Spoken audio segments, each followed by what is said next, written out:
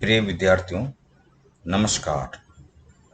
आज BA part तृतीय के पेपर प्रथम के अंतर्गत अन्नम भट्ट प्रणीत तर्क संग्रह के इस कालांश में आप सभी का स्वागत एवं अभिनंदन है।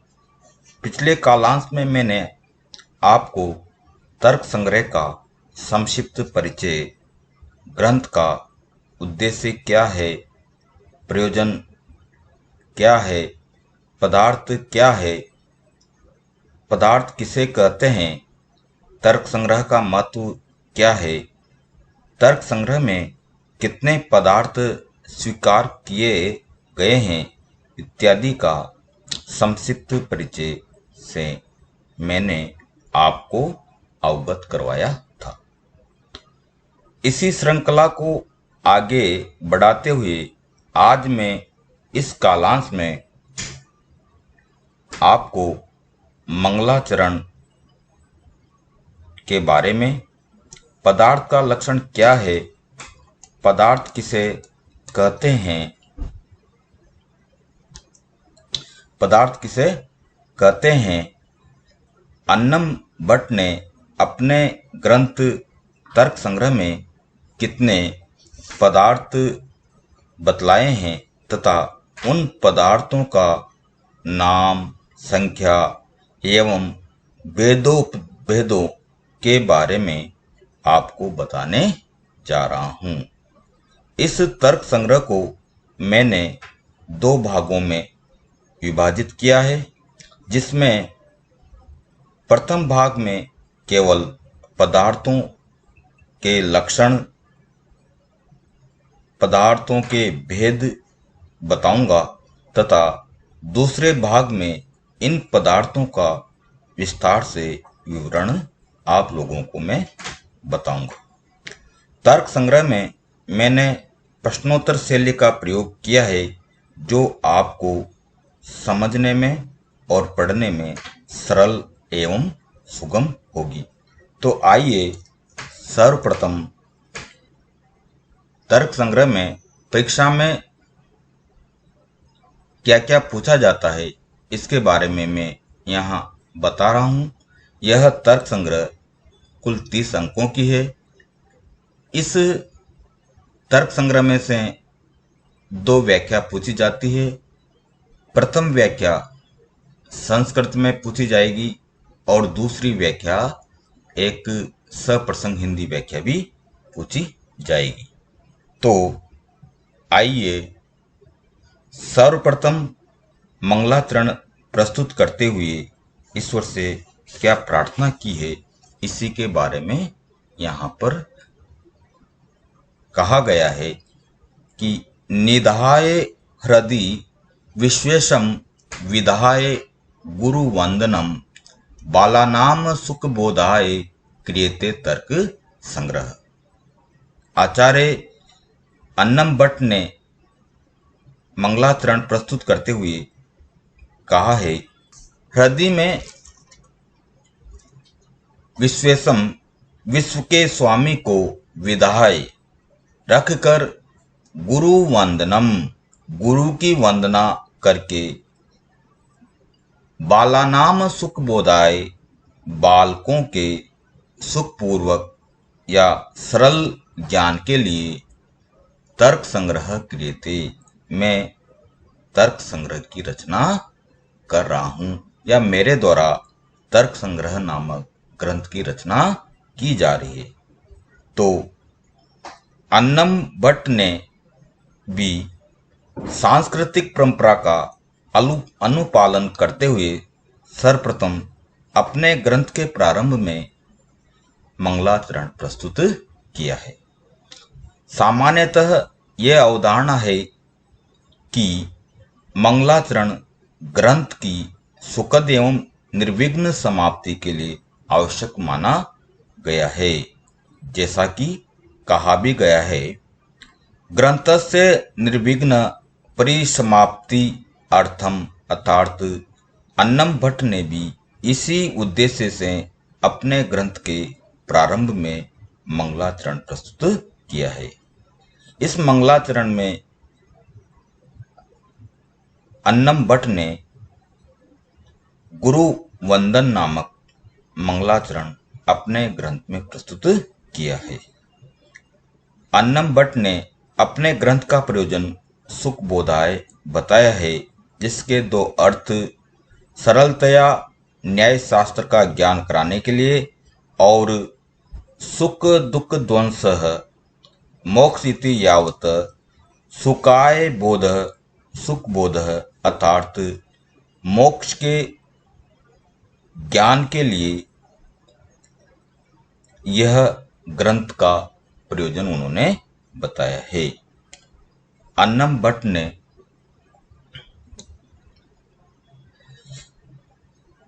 द्रव्यादि सप्त पदार्थों की व्याख्या करने वाले ग्रंथ होने के कारण ही इसका नाम उन्होंने तर्क संग्रह रखा है। तो सर्वप्रथम इसके सप्त पदार्थों का मैं यहाँ पर संक्षिप्त विवरण प्रस्तुत कर रहा हूँ।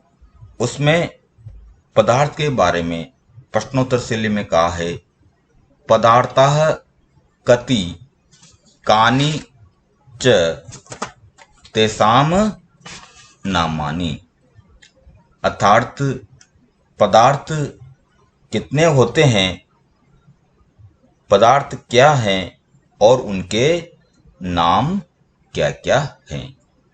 तो उन्होंने पदार्थ के संख्या के बारे में बताते हुए कहा है, द्रव्य गुण कर्म सामान्य विशेष समवाया भावाः सप्त पदार्थाः, अर्थात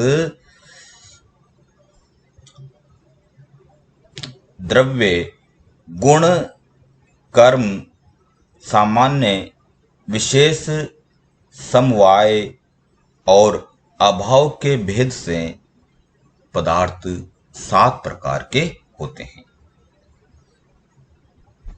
अब प्रश्न ये उठता है कि पदार्थ किसे कहते हैं। तो पदार्थ का सामान्य अर्थ बताते हुए कहा है कि पदार्थ शब्द का शाब्दिक अर्थ पद का अर्थ होता है, अर्थात शब्दों के द्वारा संकेतित वस्तुएं पदार्थ कहलाता है। आचार्य मम्मट ने भी अपने ग्रंथ तर्क संग्रह में पदार्थ का व्युत्पत्ति परक अर्थ बताते हुए कहा है, पदस्य अर्थः, अर्थात जिसे इंद्रियों के द्वारा ग्रहण किया जाता है वह पदार्थ कहलाता है। इस प्रकार भारतीय दर्शन में पदार्थ से अभिप्राय है न्याय वैशेषिक द्वारा स्वीकृत संसार के मूलभूत घटक, जिनके आधार पर संपूर्ण संसार के स्वरूप एवं स्वभाव की व्याख्या की जा सके, वही पदार्थ कहलाता है। तो इन्होंने जो 7 पदार्थ बताए हैं उनमें से मैं अब पहले पदार्थ का संक्षेप में वर्णन कर रहा हूं। तो इन्होंने प्रश्नात्मक शैली में कहा है, द्रव्याणि कति कानि च तानि, अर्थात द्रव्य क्या है, कितने होते हैं और उनके नाम कौन कौन से हैं। तो उन्होंने कारिका दी है, तत्र द्रव्याणि पृथिव्येप तेजो वाया आकाश काल दिगात्म मनांसि नयेव, अर्थात उन 7 पदार्थों में द्रव्य नामक पदार्थ पृथ्वी, जल, तेज, वायु, आकाश, काल और दिक् अर्थात दिशा, आत्मा और मन के भेद से द्रव्य 9 कहलाते हैं। अब दूसरे पदार्थ के बारे में कहा है। दूसरा पदार्थ है गुण। गुणाः कति केच तेह। गुण कितने और कौन कौन से होते हैं, तो उन्होंने कारिका में इन गुणों के बारे में बताते हुए कहा है। रूप रस गंध स्पर्श संख्या परिमाण पृथकत्व संयोग विभाग परत्व अपरत्व गुरुत्व ध्रुवत्व स्नेह शब्द बुद्धि सुख दुख इच्छा द्वेष प्रयत्न धर्म अधर्म संस्काराश्चतुर्विंशति गुणाः।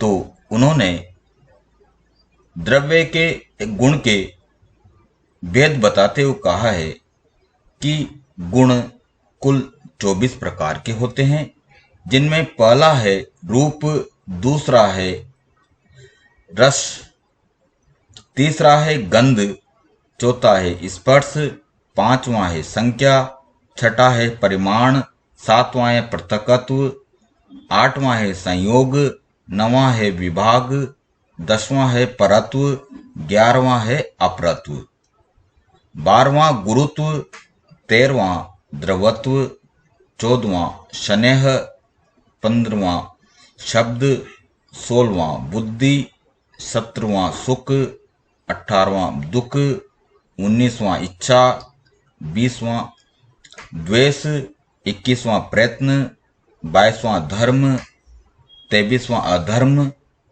और 24वां संस्कार के भेद से उन्होंने गुण के 24 प्रकार या भेद बताए हैं। अब आ जाइए अगला जो पदार्थ है वह है कर्म। उन्होंने कर्म का प्रश्न करते हुए कहा है, कियन्ति कर्माणि कानि च तानि। अर्थात कर्म कितने होते हैं और उनके नाम क्या क्या होते हैं। तो उन्होंने कर्म के बारे में कारिका प्रस्तुत करते हुए कहा है, उत्क्षेपण अवक्षेपण आकुंचन प्रसारण गमनानि पंच क्रमाणि। अर्थात कर्म के अन्नम भट्ट ने 5 भेद बताए हैं, जिनमें पहला भेद है उत्क्षेपण, अर्थात ऊपर की ओर फेंकना। दूसरा भेद है अपक्षेपण, नीचे की ओर फेंकना। तीसरा भेद है आकुंचन, अर्थात एकत्रित करना या सिकोड़ना। चौथा भेद उन्होंने बताया है प्रसारण। प्रसारण का अर्थ होता है फैलना या विस्तार होना। और पांचवा भेद बताया उन्होंने गमन, चलना, भ्रमण इत्यादि। तर्क संग्रहकार ने अपने ग्रंथ में कर्म का लक्षण बताते हुए कहा है, चलनात्मकम कर्मः। अर्थात जो क्रिया चलनात्मक होती है वह कर्म नामक पदार्थ कहलाता है। कहने का अभिप्राय यह है कि चलनात्मकम कर्म अर्थात यह कर्म स्वयं क्रिया रूप है। जैसे वायु से पत्ते हिलते हैं, जल में लहरें उठती है और मनुष्य, पक्षी, पशु एक स्थान से दूसरे स्थान पर जाते हैं इत्यादि। यह सभी गतिविधियां कर्म नामक पदार्थ के अंतर्गत आती हैं। आचार्य मम्मट ने कर्म के बारे में विस्तार से बताया है।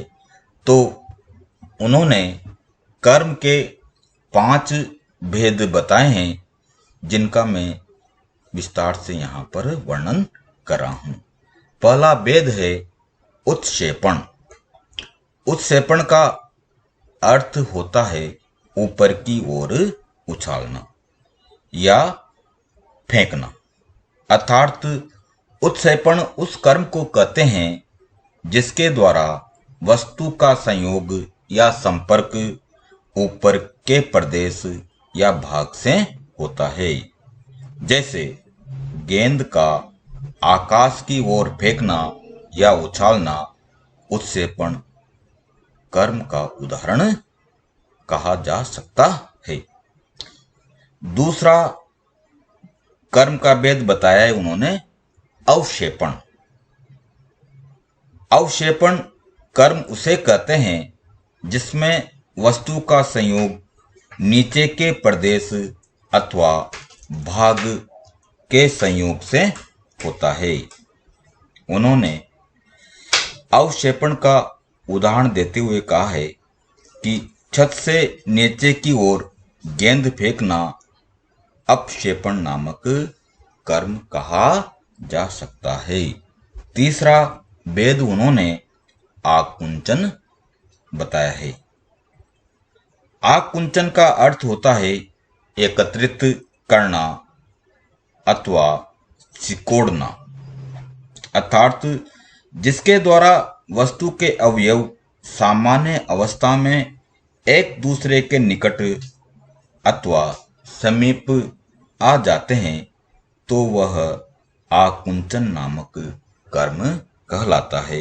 इसका उदाहरण देते हुए कहा है कि हाथ पैर मोड़ना या हाथ पैरों को समेटना आकुंचन कर्म कहलाता है। उन्होंने कर्म का चौथा भेद करते हुए कहा है प्रसारण नामक कर्म, चौथा कर्म बतलाया है। प्रसारण का अर्थ होता है फैलना अथवा विस्तार होना, अर्थात इस कर्म में वस्तु के अवयव एक दूसरे से दूर हो जाते हैं तो वह कर्म प्रसारण कहलाता है। इसका उदाहरण देते हुए कहा है कि वस्त्र आदि का फैलना प्रसारण नामक कर्म का उदाहरण कहलाता है। पांचवा कर्म बताया है उन्होंने गमन। गमन का अर्थ होता है घूमना, चलना, भ्रमण करना, अर्थात उपरोक्त चारों कर्मों के अतिरिक्त सभी क्रियाएं गमन नामक कर्म के अंतर्गत आ जाती है। उन्होंने इसका उदाहरण देते हुए कहा है कि भ्रमण आदि क्रिया गमन कर्म का उदाहरण कहलाती है। इस प्रकार उन्होंने कहा है कि उपरोक्त सभी कर्म पृथ्वी, जल, तेज और वायु में रहते हैं। आचार्य अन्नम भट्ट ने अपने ग्रंथ में चौथा पदार्थ सामान्य बताया है। सामान्य के बारे में उन्होंने प्रश्न किया है कि सामान्यम कति विधम, अर्थात सामान्य कितने प्रकार का होता है, उसका लक्षण क्या होता है। तो परम अपरम च इति द्विविधम सामान्यम, अर्थात पर और अपर के भेद से सामान्य दो प्रकार का होता है। आचार्य अन्नम भट्ट ने अपने ग्रंथ में सामान्य का लक्षण बताते हुए कहा है नित्यम एकम अनेका अनुगतम सामान्यम द्रव्य गुण कर्म वृत्ति तद द्विविधम परा अपर भेदात परम सत्ता अपरम द्रव्यत्वादिति, अर्थात जो नित्य एक और अनेक में रहने वाला होता है तो वह सामान्य नामक पदार्थ कहलाता है। यह सामान्य द्रव्य, गुण और कर्म में भी रहता है। उन्होंने सामान्य के दो भेद बताए हैं। पहला है पर सामान्य, दूसरा है अपर सामान्य। पर सामान्य के बारे में उन्होंने कहा है, जो अधिक देश या स्थान में रहता है तो वह पर सामान्य कहलाता है। यथा या जैसे सत्ता, जाति, भाव आदि पर सामान्य के उदाहरण कहलाते हैं। उन्होंने अपर सामान्य के बारे में कहा है, जो न्यून, कम या थोड़े से प्रदेश या स्थान भाग में रहता है तो वह अपर सामान्य कहलाता है। यथा द्रव्यत्व अपर सामान्य का उदाहरण कहलाता है, क्योंकि यह केवल द्रव्य में ही रहता है या पाया जाता है। आचार्य अन्नम भट्ट ने सामान्य को जाति, सत्ता और भाव आदि के नामों से भी बतलाया है। इस प्रकार सामान्य के लक्षण में मुख्यतः तीन बातें दृष्टिगत होती है। पहली है नित्यम अर्थात नित्य होना। दूसरी बात है अनेका अनुगतम अर्थात अनेकों में रहना। तीसरा है समवेतत्वम अर्थात समवाय संबंध से रहना। उपरोक्त इन तीनों में से एक के बिना भी सामान्य का लक्षण दूषित हो जाता है। आचार्य अन्नम भट्ट ने पांचवा पदार्थ विशेष बताया है। विशेष के बारे में उन्होंने प्रश्न किया है कि कियंतो विशेषाः अर्थात विशेष कितने प्रकार के होते हैं। तो उन्होंने कारिका प्रस्तुत करते हुए कहा है, नित्य द्रव्य व्रतयो विशेषास्तु अनंताः एव।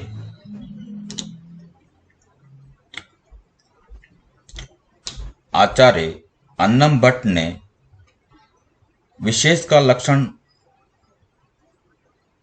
बताते हुए कहा है, नित्य द्रव्य व्रतयो व्यावर्तका विशेषाः अर्थात नित्य द्रव्य में रहने वाला व्यावर्तक अथवा वेदक धर्म को विशेष नामक पदार्थ कहा जाता है। अन्नम भट्ट ने इस विशेष नामक पदार्थ को नित्य द्रव्य में रहने वाला और अनंत माना है। अर्थात पृथ्वी, जल, तेज और वायु के परमाणु तथा आकाश, काल, दिशा, आत्मा और मन ये सभी नित्य द्रव्य कहलाते हैं। अभिप्राय यह है कि विशेष का अर्थ विश्लेषक अर्थात वेदक धर्म का है। सभी नित्य धर्मों में एक वेदक धर्म माना गया है, जिसके कारण उनमें भेद की प्रतीति होती है। वही विशेष नामक पदार्थ कहलाता है। यह विशेष व्यक्ति की पृथकता को दर्शाता है। सामान्य जहाँ समष्टिगत होता है अर्थात विस्तृत होता है, वहीं विशेष व्यष्टिगत अर्थात संक्षिप्त होता है। अब उन्होंने छठा पदार्थ बताया है समवाय। समवाय का प्रश्न करते हुए कहा है, समवायः कतिविधम् अर्थात समवाय कितने प्रकार का होता है और उसका लक्षण क्या है। तो उन्होंने कारिका में बताया है, समवायस्त्व एक एव अर्थात समवाय तु एक एव नित्य संबंध समवाय समवायः तु एक एव, अर्थात नित्य संबंध का नाम ही समवाय कहलाता है और वह समवाय केवल एक ही होता है। उन्होंने अयुत सिद्ध को समवाय कहा है। तो आचार्य अन्नम भट्ट ने अयुत सिद्ध के बारे में कहा है, अयुत सिद्ध व्रतिः योर द्वयोर्मध्ये एकम अविनश्यद पराश्रितमेव अवतिष्ठते तावयुत सिद्धोः यथा अवयवा अवयव विनो गुण गुणिनौ क्रिया क्रियावंतो जाति व्यक्ति विशेष नित्य द्रव्य च इति। अर्थात उन्होंने अयुत सिद्ध के बारे में कहा है कि यह अयुत सिद्ध पदार्थों में रहता है। जिन दो पदार्थों में से एक विनिश्चित अवस्था को छोड़कर सदैव एक दूसरे के आश्रित होकर अवस्थित रहता है, तो वे दोनों पदार्थ अयुत सिद्ध कहलाते हैं। जैसे अवयव अवयवी, गुण गुणी, क्रिया क्रियावान, जाति व्यक्ति, विशेष एवं नित्य द्रव्य के भेद से यह अयुत सिद्ध 5 प्रकार का होता है। आगे आचार्य अन्नम भट्ट ने समवाय को एक स्वतंत्र पदार्थ माना है। उन्होंने कहा है कि यह दो वस्तुओं के मध्य विद्यमान एक प्रकार का अंतरंग अथवा घनिष्ठ संबंध होता है और दो वस्तुएं ऐसी होती है जिनको एक दूसरे से पृथक या अलग करना संभव नहीं हो सकता या पृथक या अलग नहीं किया जा सकता। जैसे तंतु और पट का संबंध समवाय संबंध कहलाता है, क्योंकि तंतु और पट को अलग नहीं किया जा सकता है। इस प्रकार आचार्य अन्नम भट्ट ने अयुत सिद्ध का लक्षण करते हुए कहा है, जिन दो पदार्थों में से एक अविनश्चित अवस्था में दूसरे पर आश्रित रहता है, तो वे दोनों पदार्थ अयुत सिद्ध कहलाते हैं। जैसे तंतु एवं पट अयुत सिद्ध है, क्योंकि यहाँ पट तंतु पर पूर्णतया आश्रित है, इसलिए दोनों अयुत सिद्ध भी कहलाते हैं। इस अयुत सिद्ध के आचार्य अन्नम भट्ट ने 5 भेद बतलाए हैं, जिनमें पहला भेद है अवयव अवयवी, दूसरा भेद है गुण गुणी, तीसरा भेद है क्रिया क्रियावान, चौथा भेद है जाति व्यक्ति, पांचवा भेद है विशेष नित्य द्रव्य। यह समवाय केवल एक ही होता है, इसीलिए इसके कोई भेद नहीं होते हैं। अंत में 7वां पदार्थ है अभाव। इसके लिए प्रश्न किया है, अभावः कति विधः, अर्थात अभाव का क्या लक्षण है और उसके कितने भेद हैं। तो कारिका में कहा है, अभावश्चतुर्विधः प्राग भाव प्रध्वंसा भाव भावो अत्यंता भावो अन्योन्या भावश्च इति। अर्थात प्राग भाव प्रध्वंसा भाव अत्यंता भाव अन्योन्या भाव के भेद से अभाव के कुल 4 भेद होते हैं। आचार्य अन्नम भट्ट ने इसकी व्याख्या करते हुए कहा है, न भावः इति अभावः, अर्थात किसी वस्तु का न होना ही अभाव नामक पदार्थ कहलाता है। यह अभाव सातवां और अंतिम पदार्थ माना गया है।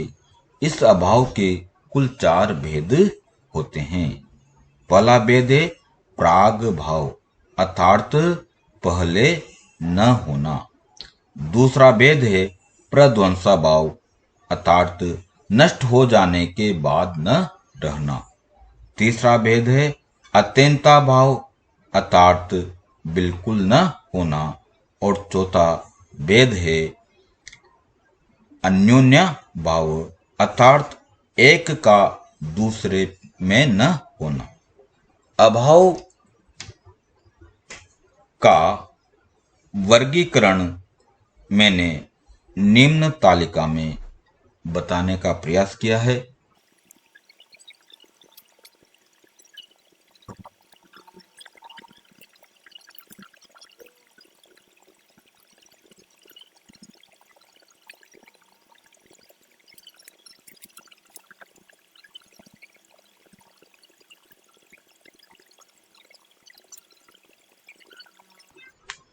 इस प्रकार अभाव को मैंने निम्न तालिका में बताने का प्रयास किया है।